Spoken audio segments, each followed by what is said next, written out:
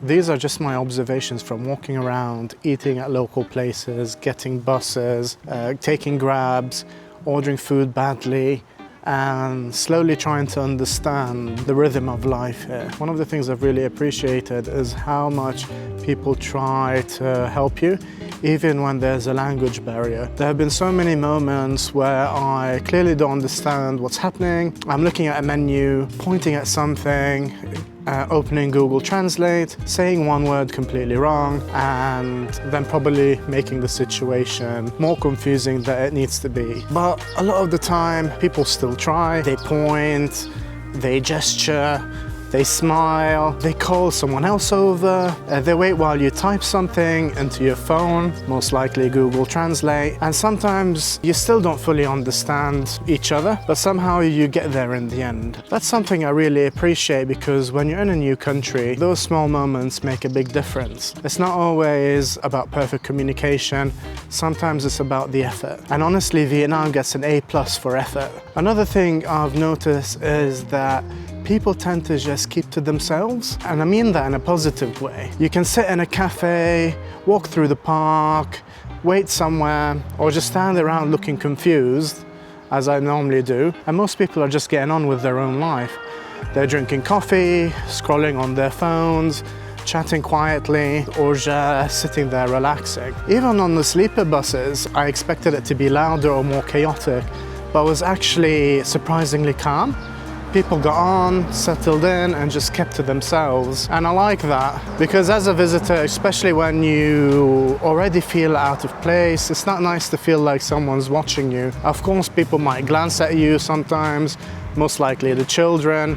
I mean, I probably look confused half the time, as I said, but generally, everyone just carries on. There's something peaceful about that. And then you have the roads. The roads in Vietnam are something else. When you first arrive, it honestly looks like complete chaos. Motorbikes everywhere, cars squeezing through tiny gaps, people crossing the road like they've accepted their fate, horns going off constantly. Wow, look at these butterflies. At first I was thinking, how does this work? How is everyone not crashing into each other every 5 seconds? But after a while you start noticing that there's a rhythm to it. It's not the same kind of road system I'm used to back home. People here seem to understand the flow. And what surprised me the most is that even though traffic looks intense, I haven't seen as much anger as I expected. I mean, there were horns, yes, constant horns, but a lot of the time the horn doesn't feel like road rage. It feels more like the person saying, I'm here, just letting you know. People beep, adjust, move around each other, and just carry on. There's also not as much shouting, not as much aggression, not as much of that angry energy you might expect when the roads are that busy. It still scares me sometimes, I'm not gonna lie, but I do respect the calm inside the chaos. There's also one thing that keeps making me laugh, and that's the music, the English music. Now, I don't know if it's coincidence,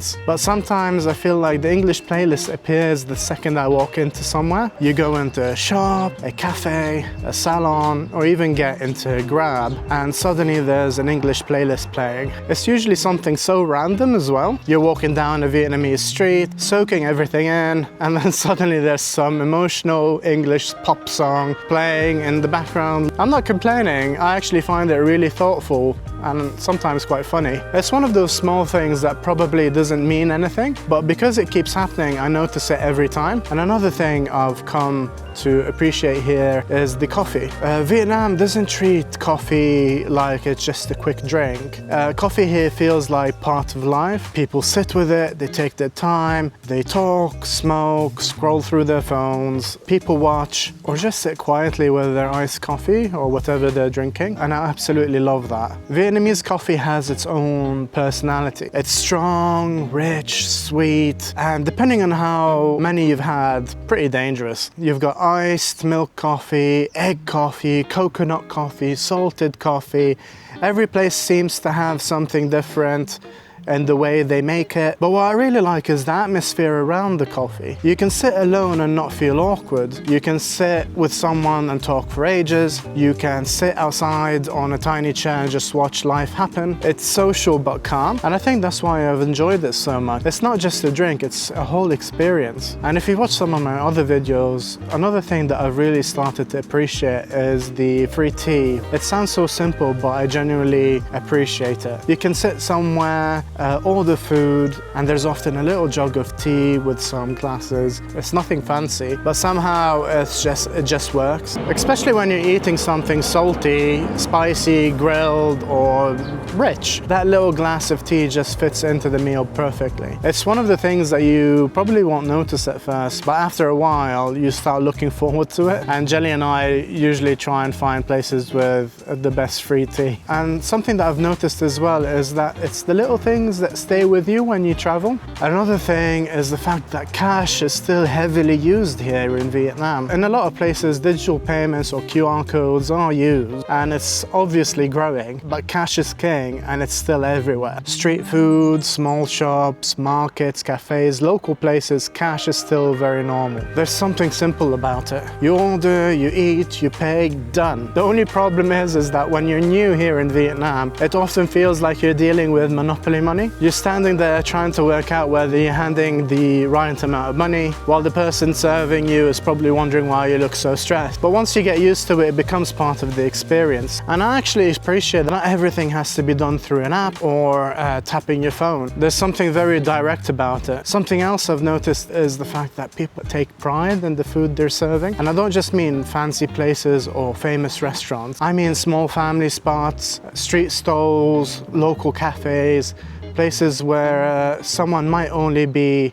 making a few dishes, but they make them properly. You can feel when someone cares about what they're serving. Sometimes it's the way they prepare it, sometimes it's the way they show you how to eat it, sometimes it's the way they recommend something. Food here doesn't feel like just food. It feels connected to routine, family, region, memory, and local pride. And if you haven't noticed, as someone who loves food, that's one of my favorite things about traveling Vietnam so far. You're not just eating, you're learning something through food. Even when I don't fully understand what I'm eating, I can usually tell there's a story behind it. Another thing I've noticed is the quiet work ethic. You see people working early in the morning, late at night, in the market, on motorbike. People just get on with it. You can be walking down the street early in the morning and you'd see that someone's already set up their stall or cleaning outside their shop. Then later at night you still see people working, still serving food, still packing things away. And as a traveler, it's easy to just enjoy these things without thinking too deeply into it. The food appears, the coffee appears, the bus arrives, the room is ready. But once you start noticing the people behind it, those things you appreciate a bit more. Another thing I've begun to appreciate is how social life is here. They drink coffee outside, they eat